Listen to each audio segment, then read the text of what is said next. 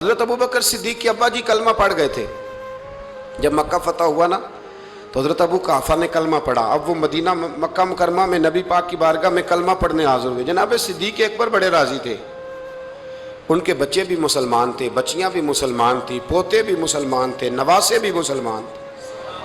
حضرت صدیق اکبر آج بڑے راضی ہیں کہ دیکھو میرے ابا جی بھی کلمہ پڑھ گئے، بڑے راضی اور اتنے راضی کہ کبھی یہاں بیٹھتے، کبھی وہاں بیٹھتے، کبھی حضرت علی کو بتاتے، کبھی حضرت طلحہ کو بتاتے، کبھی حضرت زبیر کو بتاتے، کبھی عمر فاروق کو، کبھی عثمان غنی۔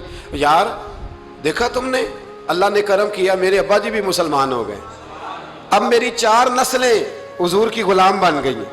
کیا بات ہے! جب ان کی کیفیت دیکھی نا، قلبی کیفیت، تو نبی کریم صلی اللہ علیہ وسلم نے کہا ابو بکر تمہیں مبارک ہو، تمہارے والد بھی مسلمان ہو گئے۔ جب کہا نا مبارک ہو تو صدیق اکبر رو پڑے، اٹھ کے حضور کے قریب گئے، نبی پاک کا دست مبارک پکڑ کے چوم لیا، عرض کرنے لگے یا رسول اللہ، مجھے اللہ کی عزت کی قسم، میرا باپ مسلمان ہوا ہے، میرے کلیجے میں پھول کھل رہے ہیں، دل ٹھنڈا ہو گیا ہے، لیکن حضور میں قسم اٹھا کے کہتا ہوں اگر آپ کے چچاؤں میں سے کوئی کلمہ پڑھ لیتا نا تو مجھے اپنے باپ کے کلمہ پڑھنے سے زیادہ خوشی ہونی تھی۔ اگر آپ کے چچاؤں میں سے کوئی، نہیں سمجھ آئی آپ کو میری بات، اگر ان میں سے کوئی ابو لہب، ابو سفیان، ابو طالب اور ان سب میں سے کوئی شخص کلمہ پڑھتا، آج مسلمان ہوتا، تو مجھے زیادہ خوشی ہوتی۔ نبی کریم صلی اللہ علیہ وسلم نے جب ان کی طرف غور سے دیکھا تو عرض کرنے لگا یا رسول اللہ صلی اللہ تعالیٰ علیہ وسلم، اصل بات یہ ہے کہ جب اگر چچاؤں میں سے کوئی کلمہ پڑھتا تو آپ نے زیادہ راضی ہونا تھا، اور حضور مجھے اپنے راضی ہونے سے آپ کا راضی ہونا زیادہ اچھا لگتا ہے۔ آپ کی رضا، آپ کی طبیعت۔ یارو ہم لوگ پتہ کہتے ہیں میں جی بڑا اصول پسند ہوں جی، میں سیدھا سیدھا چلتا ہوں۔ بھئی اصول پسند اور ہوتا ہے، محبت والا اور ہوتا ہے۔ ایک اقرع بن حابس رضی اللہ تعالیٰ عنہ کہتے ہیں میں نے ایک دن عرض کی یا رسول اللہ آپ بچوں سے بڑا پیار کرتے ہیں، میں تو نہیں کرتا، میں تو ذرا کھینچ کے رکھتا ہوں، ڈانٹ کے رکھتا ہوں۔ تو حضور فرمانے لگے تیرے دل سے اگر اللہ نے رحمت کو کھینچ لیا ہے تو میں کیا کروں، مجھے تو اس نے رحمت للعالمین بنایا ہے۔ اصول پسندی اور ہوتی ہے اور محبت اور ہوتی ہے، ان دونوں میں فرق ہوتا ہے۔ ہم لوگ کہتے ہیں جی میں اصول پسند ہوں جی، پابندی سے نماز پڑھتا ہوں، روزہ سیدھا سیدھا چلتا ہوں جی، میں اس چکر میں نہیں پڑھتا کہ میں غلامی کروں، میں محبت کروں، میں نعت پڑھوں، میں محفل میں جاؤں، یہ کام میں نہیں کرتا۔ حضرت عمر فاروق رضی اللہ تعالیٰ عنہ سے بڑا تو اصول پسند کوئی نہیں نہ ہوگا، یعنی بہت بڑا چودھری بھی اگر اپنے گلی کے اندر، حضرت ابو سفیان جیسے لوگ مسلمان ہو گئے، کلمہ پڑھ لیا، اور جناب ابو سفیان رضی اللہ تعالیٰ عنہ نے اپنے گھر کے اندر نہ تھوڑی سی سامنے اینٹیں رکھ کے جگہ بنا لی، تو حضرت عمر کو پتہ چلا تو فرمایا جیسے بنائی ہے ویسے وہ کھیڑو بھی، آپ نے لوگوں کا رستہ تنگ کر دیا۔ اصول پسند آدمی، اصول کی بات آئے تو بیٹے کو بھی معافی نہیں، کسی کو معافی نہیں، بڑے اصول پسند تھے۔ ایک دن لوگوں نے کہا عمر تو بڑا اصول پسند ہے، پر یہ مسجد نبی کی گلی میں جو نبی پاک کے چچا حضرت عباس کا پرنالہ لگا ہوا ہے اور وہ سب لوگوں کے کپڑے کیچڑ سے بھر دیتا ہے، وہ پرنالہ نہیں نظر آتا، گلی میں لگا ہے۔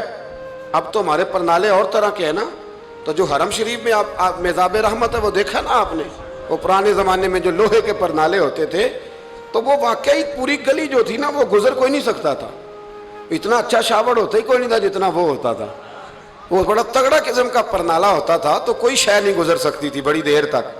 بارش کے رکنے کے بعد بھی ساری چھت سے جب تک پوری مٹی اور پوری توڑی ساری نہیں نہ اتر جاتی تھی تب تک وہ پرنالہ نہیں سانس لیتا تھا، تو پرنالہ بہتا تھا، اور وہاں سے بڑا مین گلی تھی مسجد کو آنے کی، لوگوں کے کپڑے آلودہ ہو جاتے۔ ایک دن لوگوں نے حضرت عمر سے کہا یہ پرنالہ نہیں نظر آتا، یہ نہیں اصول پسندی؟ تو جناب عمر فاروق رضی اللہ تعالیٰ عنہ فرمانے لگے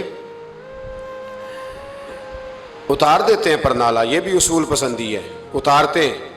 حضرت عمر فاروق نہ گئے، اور شارحین نے لکھا ہے کہ اونٹ کے اوپر بیٹھ کر آپ نے یوں پکڑ کے نا پرنالہ کھینچا، اور جناب عباس کے گھر والوں سے فرمانے لگے 4 کونے ہوتے ہیں گھر کے، چھت کے 4 کونے ہیں، کسی اور میں لگا لو پرنالہ کو، ضروری ہے کہ نمازیوں والی گلی پہ لگایا جائے؟ یہ کہہ کے آ گئے، کسی کی جرت تھی بات کرے؟ حضرت عباس آئے تو لوگوں نے آ کے کہا کہ عمر نے پرنالہ اکھیڑ دیا اور فرمایا کہ 4 کونے کہیں اور لگا لو۔ تو حضرت عباس مسکرائے۔ لوگوں نے کہا مسکراتے کیوں ہو؟ فرمانے لگے کوئی مسئلہ نہیں، عمر خود آ کے لگا کے جائے گا۔ جیسے اکھیڑا ہے ویسے لوگوں نے کہا وہ عمر ہے، عمر کو بدلنا اور اس کی بات کو بدلنا اور اتنی جرت کہ وہ لگا کے جائے، جس بندے کو دیکھ کے شیطان گلی کا رستہ بدل جاتا ہے، آپ اس کی بات کر رہے ہیں۔ فرمایا میں نے کہہ دیا نا عمر لگائے گا، تو انشاءاللہ عمر لگائے گا۔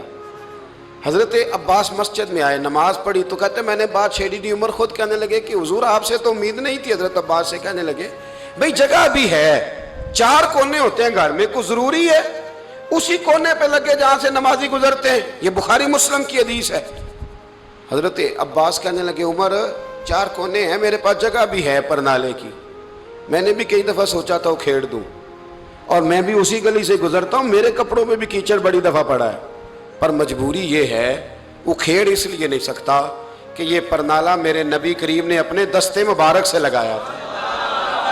فرمایا میں مکان بنا رہا تھا، چھت بنا رہا تھا، تو حضور اچانک آ گئے، اور کئی لوگ گواہ ہیں اس کے، رسول کریم تشریف لائے اور نبی پاک علیہ السلام نے فرمایا لاؤ چچا تھوڑا میں بھی کرتا ہوں، اور پھر میرے نبی کریم صلی اللہ تعالی علیہ وسلم نے اپنے دستے مبارک سے یہ پرنالہ لگایا تھا۔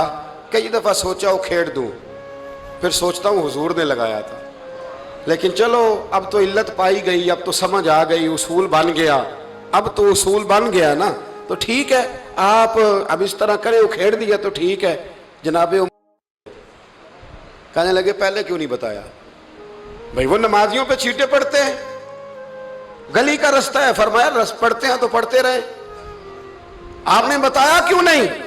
حضرت جناب عباس کہنے لگے کہ آپ کا کیا خیال ہے کہ میں یہ کروں گا کہ لوگوں پہ چھینٹے پڑے اور مجھے پرواہ نہ ہو؟ حضور نے لگایا تھا۔ حضرت عمر فاروق نے نا جناب عباس کا بازو تھاما، تن تندور تے ہڈاں دا بالن، بازو تھاما اور تھام کے نا اسی جگہ لے گئے جہاں پرنالہ کھیڑا تھا۔ پہلے تو اونٹ پہ چڑھ کے لگایا تھا نا، تو اب کہنے لگے حضرت عباس سے کہ آپ نا میرے کندھوں پہ چڑھ جائیں، میرے کندھوں پہ تن تندور تے ہڈاں دا بالن، اسی ہاواں نال تپایا، کپ کپ مکیاں پیڑے کیتے، اتوں عشق پلے تھن لایا، تن دا سالن تے من دی ہانڈی، لون صبر دا پایا، غلام فریدہ وے میں ساری تیری، تینوں اجے یقین نہیں آیا؟ فرمایا خود لگائیے۔ حضرت عباس رضی اللہ تعالیٰ عنہ وہ پرنالہ لگا کے اترے، تو حضرت عباس بھی رو رہے تھے اور جناب عمر بھی رو رہے تھے، آنکھوں میں آنسو تھے۔ فرمایا ہم یہ نہیں دیکھیں گے کہ علت کیا ہے، وجہ کیا ہے، ہم تو یہ دیکھیں گے کہ رسول اللہ کی نسبت کیا ہے۔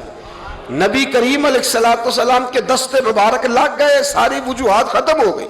اب جس کے کپڑوں میں پانی پڑتا ہے پڑے، جس کو تکلیف ہوتی ہے لیکن چونکہ یہ رسول پاک صلی اللہ علیہ وسلم نے دستے مبارک سے لگایا ہے، تو مزاج یہ ہے کہ جہاں بات آئے گی ذات رسالت کی، وہاں باقی کے قانون چھوڑ دیے جائیں گے، وہاں باقی کے معاملات چھوڑے جائیں گے، وہاں تکلف سے نکلا جائے، اور یہ محبت نا بڑی جلدی شروع کر لینی چاہیے۔ توجہ ہے میری بات پر؟ محبت کا جملہ بڑا بدنام ہو گیا ہے، لوگوں نے ہوس کے رشتے کا نام محبت رکھ دیا ہے۔ میں نے کہہ دیا جو کہنا تھا۔ اب تو محبت کا فکرہ جو ہے وہ ایسی جگہ فٹ کیا جاتا ہے جہاں سے نا فٹ کرتے ہوئے سمجھ نہیں آتی کہ یہ کیا کہہ رہا ہے۔ محبت بڑے پاکیزہ جذبے کا نام ہے، محبت ایک بڑی ستھری چیز کا نام ہے، اور محبت کے قابل صرف ہے ہی وہ حبیب جو مدینے کے چاند ہے۔ باقی یہ کیا بات ہوئی کہ ادھر بھی محبت کر لو ادھر بھی محبت کر لو، اپنا معیار زمانے سے جدا رکھتے ہیں، اور بھائی ہم تو محبوب بھی محبوب خدا رکھتے ہیں۔ چلے چلتے چلتے بخاری سے ایک اور حدیث پڑھ لیتے۔ نبی پاک علیہ السلام ایک قبیلے کی صلح کرانے چلے گئے، فرمایا اگر مجھے دیر ہو گئی تو ابو بکر سے کہنا جماعت کرا دے۔ جس ابو بکر کو نبی پاک مصلی پہ کھڑا کریں وہ واقعی ساری امت کے امام ہے، جنہیں حضور مصلی دے، ابو بکر سے کہنا جماعت کرا دے۔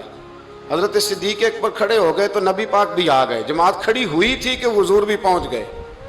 شارحین کہتے ہیں 3، 5 یا 7 صفیں تھی صحابہ کی، حضور جس صف میں جاتے صحابہ جگہ چھوڑ دیتے، یہ بخاری مسلم ہے، صفیں ٹوٹتی رہی پر نماز کسی کی بھی نہیں ٹوٹی. اور حضور پہلی صف کے پیچھے جا کے کھڑے ہوئے تو حضرت ابو بکر صدیق نے ایک قدم پیچھے اٹھایا. حضور نے اشارہ کیا چل پڑھا نماز پڑھا کہ میں تحمل ویکھاں. مینوں کعبہ بھول گیا آئی بھول گئے نہیں سب سوم صلاتاں ایک کو یار دا فکر پہ آئی. 2-3 دفعہ حضور نے اشارہ کیا پر جناب صدیق اکبر پیچھے ہٹ گئے. حضور مصلی پہ چڑھے نماز پڑھائی تو نماز کے بعد فرمایا جب میں نے جو کہا تھا. اب لوگ کہتے ہیں حضور نے خود ہی تو کہا ہے. تو حضور فرمانے لگے ابو بکر جب میں نے جو کہا تھا کہ جماعت کراؤ تو کیوں نہیں کرائی, بخاری ہے. حضرت صدیق اکبر نے ہاتھ باندھے تو رو پڑے. عرض کرنے لگے حضور اب ابو قحافہ کے بیٹے کی اتنی جرت تو نہیں نا کہ نبی پاک کے مصلی پہ کھڑے ہو کے نماز پڑھائے. حضور پیچھے ہو اور یہ مصلی پہ نماز, اتنی جرت تو نہیں نا. تو رسول اللہ کی محبت اصل ایمان, یہ جو محبت ہوتی ہے نا یہ شوق پیدا کرتی ہے. محبت وارفتگی لاتی ہے, محبت جینے کا طریقہ بتاتی ہے. یہ جو لوگ محبت نہیں نہ کرتے وہ روٹی کھاتے ہیں پر بغیر نمک کے, وہ روٹی کھاتے ہیں پر آدھی کچی آدھی پکی. میں منع یہ نہیں کہہ رہا کھاتے نہیں پر بغیر نمک کے. اور آپ کو پتہ ہے سارا کچھ ڈالیں تو نمک. وہ ایک بزرگ تھے تو کسی نے ان سے کہا جی آپ نے آج تقریر میں عجیب بات کر دی ہے کہ نماز بھی پڑھیں, روزہ بھی رکھیں, حج بھی کریں, زکوٰۃ بھی کریں, صرف نبی پاک سے محبت نہ کریں تو مار پڑے گی. صرف حضور سے محبت نہ کریں تو یہ کیا بات ہوئی, میں نے نمازیں پوری پڑھی, حج کیے, صرف محبت ہی نہیں کر سکا تو اللہ کیوں مارے گا. تو فرمانے لگے کہ میں چونکہ تویز دھاگا بھی کرتا ہوں, پیر ہوں. کہنے لگے میری پڑوسن ایک دن آئی تھی اور آگے کہتی تھی میرا خاوند بلا وجہ مارتا ہے. تو میں نے کہا کہ بلا وجہ بیوقوف تو نہیں نا کہ بلا وجہ مارے, وجہ تو ہوگی. کہنے لگی نہیں پیر صاحب بلا وجہ ہی مارتا ہے. تو میں نے کہا اچھا تازی مار کب پڑی. کہنے لگی آج ہی پڑی ہے شام کو. تو میں نے کہا کہ وہ کس بات پہ پڑی. کہنے لگی پیر صاحب کچھ بھی نہیں, کوئی اتنی بڑی بات کوئی نہیں تھی. اس نے مجھے کہا ہے کہ مسور کی دال پکا دو. تو میں نے پیاز بھی ڈالا ہے, لہسن بھی ڈالا ہے, گھی بھی ڈالا ہے, اور میں نے اس کے اندر ہلدی بھی ڈالی ہے, مرچیں بھی ڈالی ہیں. بس جلدی میں نا دال ڈالنا بھول گئی ہوں, باقی ہر شے ڈالی ہے, صرف وہ مسور کی دال. تو حضرت صاحب کو بات تو نہیں تھی نا مارنے والی. پیر صاحب کہنے لگے نہیں سمجھ آ گئی ہے, واقعی بیوقوف ہے, اسے مارنا نہیں چاہیے. تو نے سارا کچھ تو پکایا ہے, صرف دال ہی نہیں نا پکی, باقی تو پک گیا. تو فرمانے لگے یہ جو لوگ ہیں نا یہ بھی جلدی میں نا نماز پڑھ لیتے ہیں, روزہ رکھ لیتے ہیں, حج کر لیتے ہیں, زکوٰۃ دے دیتے ہیں, پر محبت رسول کی دال ڈالنا بھول جاتے ہیں. تو اللہ کہتا ہے جو اصل کام تھا وہ تو رہ گیا. مغز قرآن روح ایمان جان دی ہست حب رحمت للعالمین.